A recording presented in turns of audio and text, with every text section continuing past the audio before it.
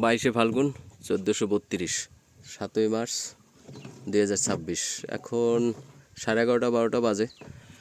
আজকে সকাল 9টা-10টা পর্যন্ত কুয়াশায় ঢাকা ছিল, এরপর থেকে রোদের তেজ বাড়তে শুরু করছে, বাড়তে বাড়তে এখন তো মারাত্মক অবস্থা। যাই হোক, আমিও আসলে রোদ্রের জন্যই অপেক্ষা করতেছিলাম। আজকে আসছি ভিডিওতে আমার পুকুরে যে উকুন হয়েছে এই উকুনের ব্যবস্থা নিতে। তো জিয়াদ, এটা কি পরিষ্কার করে লইছো? এটা বিটি কি দেওয়া কি? দাঁড়াও। তো উকুনের ব্যবস্থা নেওয়ার জন্য আজকে ভিডিও। তো আমাদের এই জায়গায় ওই যে ট্যাঙ্কিটা, ওই ট্যাঙ্কিতে তো আমরা দেই সাধারণত গাছের ওষুধ টষুধ দিই। ওইটার ভিতরে একটু জঙ্গল মারা ওষুধ দেওয়া ছিল আগের। তো ওইটা পরিষ্কার করতেছি। ওইটা পরিষ্কার করার পরে আমরা এমনি পুকুরে ছিটেই দিতে পারতাম, কিন্তু আমরা দিয়া মানে এরকম স্প্রে মেশিন দেওয়া এর আগে একবার না দুইবার দিছিলাম, তখন এটার একটা সুফল পাইছি। তো এই কারণে আর স্প্রে মেশিন দিয়ে দেওয়া একটু সহজ হয়। এটা একটু অটো মেশিন, নৌকা আছে আমাদের, নৌকায় বসিয়া দিয়ে দেওয়া যাইবে। আর মোটামুটি সব দিকেই ভালো মতো সমানভাবে ছিটানো যায়, এই জন্য আর কি এই ব্যবস্থা নিছি। তো যাই হোক, আমরা উকুননাশকের জন্য নিছি।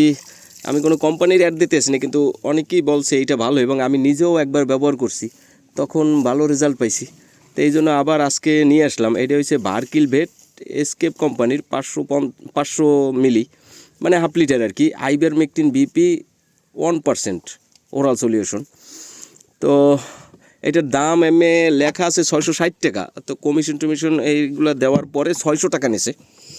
তো এইটা আমরা দিতে আসি আর কি প্রতি শতাংশে 1 ফুট পানির জন্য, মানে 1 ফুট গভীরতার জন্য 1 ml। তো আমার এই জায়গায় আমরা হিসাব করলাম 132-33% মতো আছে, আর পানি আছে অ্যাভারেজ 3.5 ফিটের মতো, 3 ফিট 3.5-এর মতো। তো মানে সেই হিসেবে আমরা নিছি।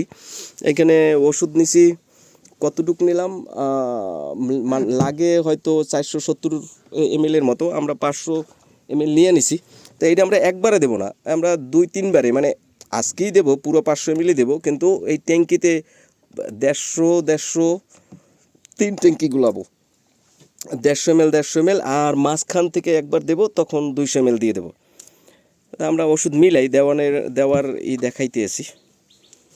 দেখি এরপরে আসলে এই ওষুধ আজকে দেব, কালকে দেব লবণ আর পটাশ দেব, পরশুদিন চুন দেব, এর 7 দিন পরে আবার একইভাবে এই ভার্কিল দেব।